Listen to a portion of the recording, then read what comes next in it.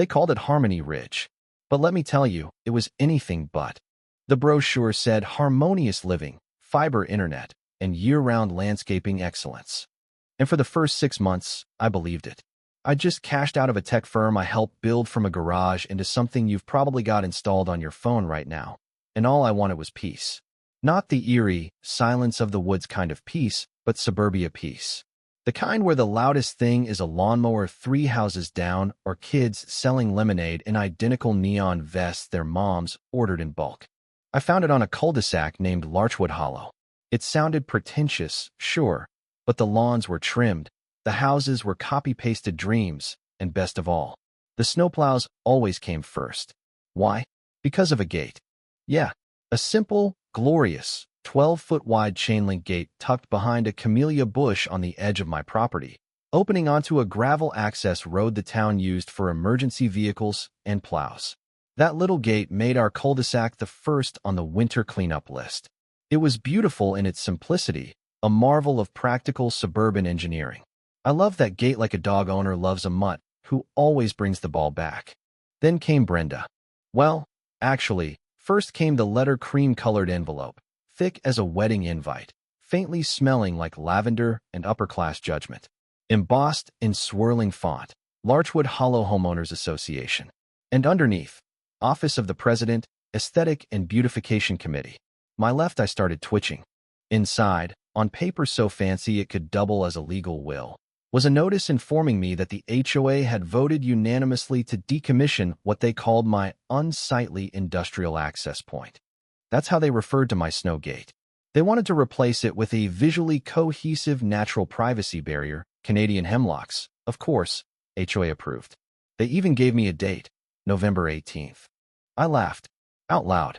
Surely a mistake. So I called the number at the top. Office of the President, said the voice on the line, cool, dry, and as friendly as freezer burn. Hi, Brenda. This is Miles Fletcher, 9 Larchwood Hollow. I think there's been a little mix-up about my service gate. Oh, there's no mix-up, Miles, she said, like she was icing a cake with disdain. We've all agreed that thing has been an eyesore for far too long. That thing is how the plows get in. It's the only way they can clear our court in one pass. The town even designated it an emergency route. She sighed. One of those heavy, theatrical sighs like I'd just told her I microwave my tea. The town will simply have to find a more suitable, less disruptive access route. Our tranquility cannot be compromised by such functional vulgarities. I blinked. Functional vulgarities? Brenda, it's a gate. She didn't answer. She just hung up. So I called Dave.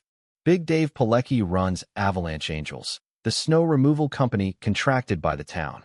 Dave's a diesel-scented human snowplow in his own right used to drive tanks in the army and treats his plows with the reverence of a priest handling relics. I told him what the HOA was planning. He was silent for a moment. Then, they want to what? Trees? In front of the gate? That's suicide. They say it ruins the visual narrative. He barked out a laugh, so loud my dog barked back from the kitchen. You tell that woman her visual narrative will look real cute under 4 feet of snow and no paramedics able to reach her house. That gave me an idea.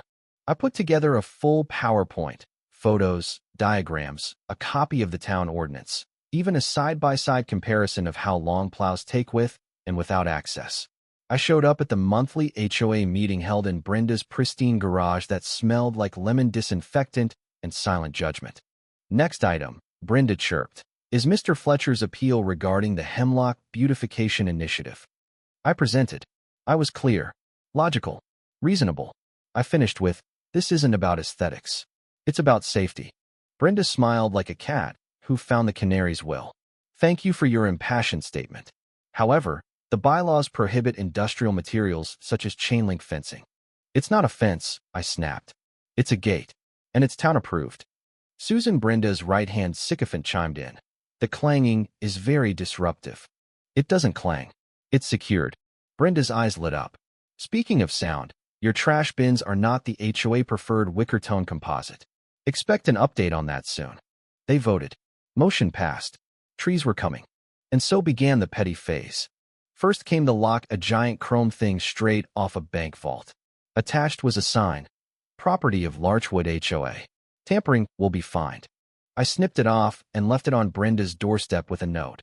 Fixed it for you. Then came lock 2. Bigger. Meaner. I brought out my angle grinder at precisely 7:01 a.m. legal start time for noise per bylaws. I sent sparks flying and dropped the remains on her porch with a highlighted copy of the ordinance. They fined me $200. I invoiced them for $250 emergency access restoration services. Then I got real petty.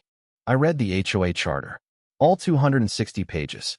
Then I started filing reports. Brenda's lawn was half an inch too long. Violation. Her fall gourd display exceeded wart limits. Violation.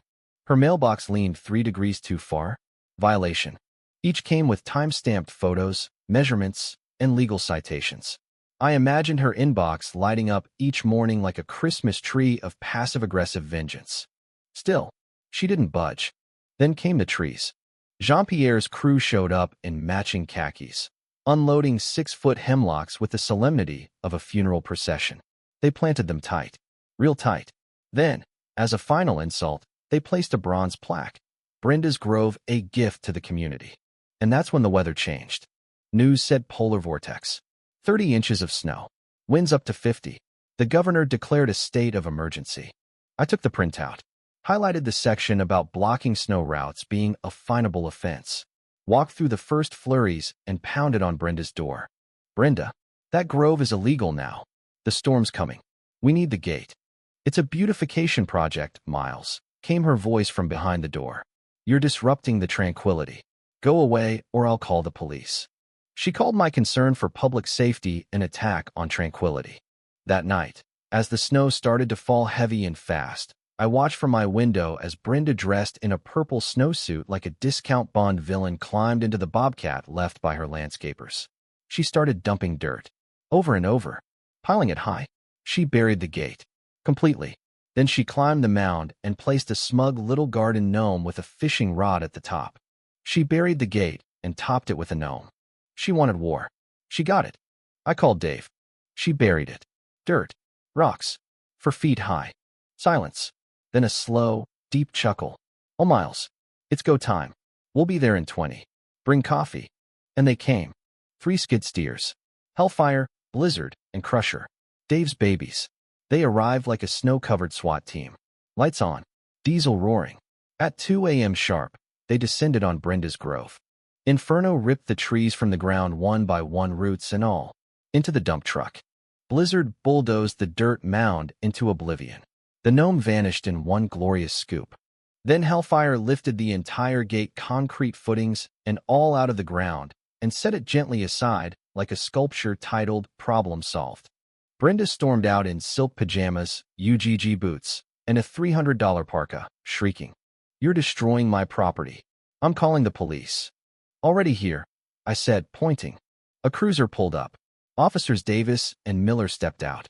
I handed over my binder tabs, receipts, photos, town ordinances.